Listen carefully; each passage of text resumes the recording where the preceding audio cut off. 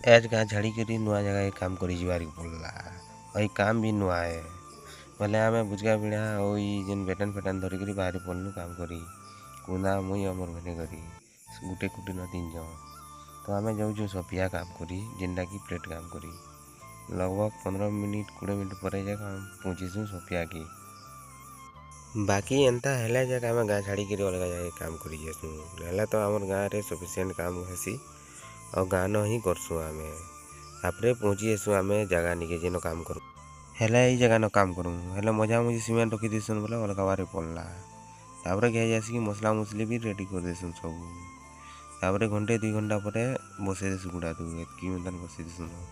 हेला ये मजी वीडियो बने नहीं है कि क्या मालिक बने देसन कि तापर लगभग 3 घंटा पर गोटे क्वार्टर कंप्लीट कर देसु तापर आ गोटे क्वार्टर न मसला मुसली सानबार लगी स्टार्ट कर देसु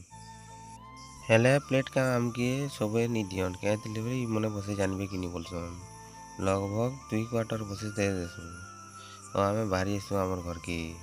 बाकी 3.5 4 पाखापाखि हो न बाकी आज वीडियो एतकी न बाकी क्या देखमा काम तो नहीं सरी फिर गया मिनी ब्लॉग रे भेट जय माँ समलेई।